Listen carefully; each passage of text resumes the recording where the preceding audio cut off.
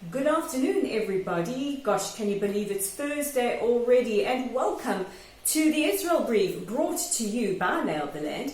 I'm your host, Renee Marks, bringing you the top stories from Israel every Monday to Thursday on this channel and also via our YouTube channel. Check us out at the Israel Brief. Click on the big red subscribe button and you help really be Israel's voice out to the rest of the world. But let's take a look at those top stories before we head to the weekend. And we start, as we have for at least the last 5 months, with the COVID-19 crisis. And it looks like Israel is starting to head towards some kind of lockdown scenario.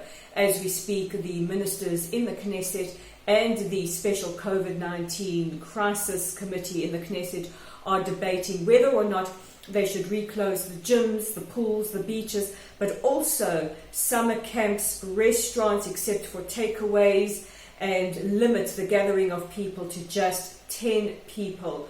Yesterday, Israel's health minister, Yuli Edelstein, warned that Israel would need a medical miracle if we don't have to head into a lockdown.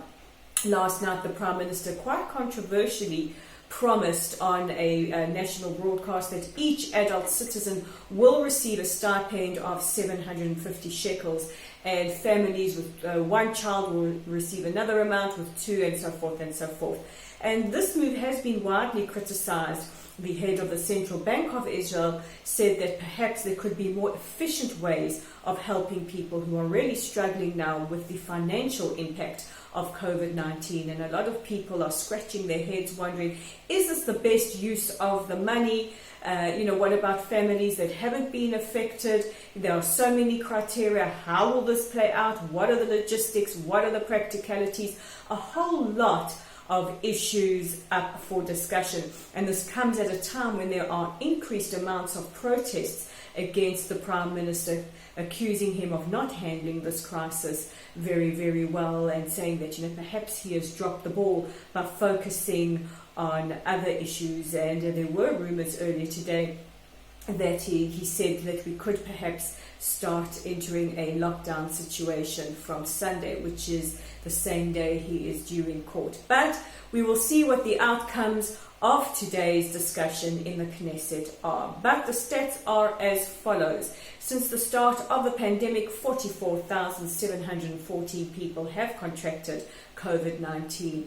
380 of them have sadly passed away, and at the moment 24,000 people, 234, have the virus, 204 in serious condition, and this is putting a big strain on our healthcare system, and 20,100 people have, thank goodness, made full recoveries. But we will continue to keep you updated as to how Israel is navigating the second wave of coronavirus.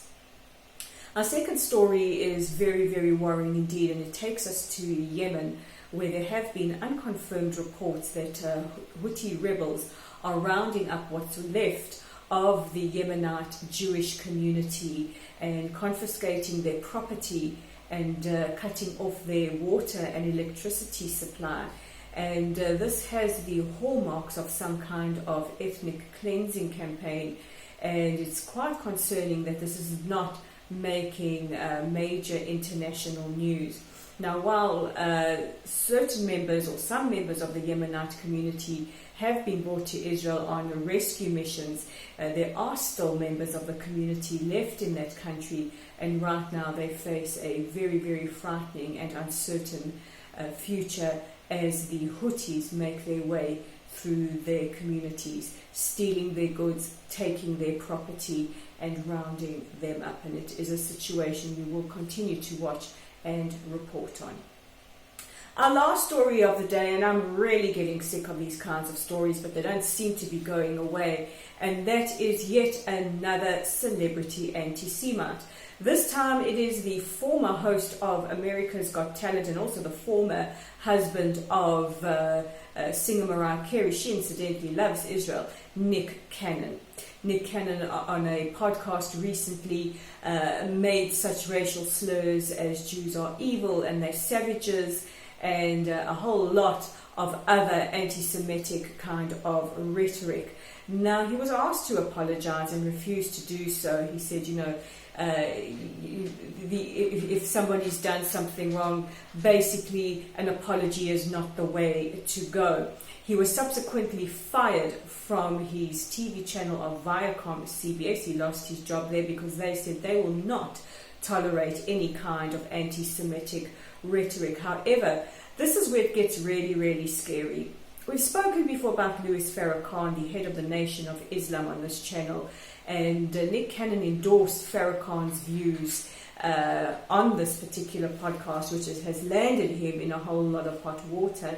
Now, there has been a lot of outcry over social media and in other mainstream media about the fact that celebrities are now starting to endorse the views of Louis Farrakhan. We've had rapper Ice Cube, comedian Chelsea Handler, and various others, including Puff Daddy or P. Diddy or Diddy or Diddley Squat, whatever he calls himself these days, who knows.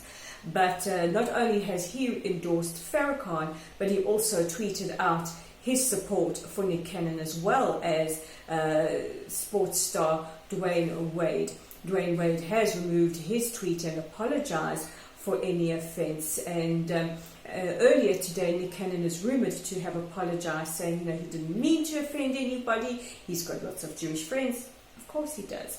And he's had an outpouring of support from the Jewish community. And I think that outpouring, unless it comes from notorious anti-Israelists like Peter Baynott or Ariel Gold, I don't think that support is coming from the Jewish community, and says he has a trip to Israel. It will fulfill a lifelong dream. Well, it remains to be seen, and to Nick Cannon, actions do speak louder than words. We had the same issue earlier with Desean Jackson from the New England, I think it was the Eagles, correct me if I'm wrong, American viewers, but he also made comments endorsing the views of Farrakhan. He has subsequently apologized, but he has accepted an offer to go with a Holocaust survivor to visit Auschwitz when that travel is allowed, and also to meet with members of the Jewish community and visit the Jewish Museum and Holocaust Museum. So, Nick Cannon, actions speak louder than words. We don't want PR-friendly apologies. We want to see, as we say in the Middle East, tachlis. So those are the top stories making headlines today, but don't forget to check out our content on our website. It's www.layoftheland.online. We're also on Facebook. We are growing. Make sure you're a part of our community at Local Site. Give us a like, give us a follow. Don't forget to share our content, and wish us Shabbat Shalom tomorrow. We are on Twitter at layoftheland5, that's Lay of the Land and the number 5. And don't forget our YouTube channel at The Israel Brief. So I hope that you have a wonderful weekend, a peaceful and most important, a healthy weekend. And with the last of this week's editions of The Israel Brief, I'm Rolene Marks. We'll chat again next week.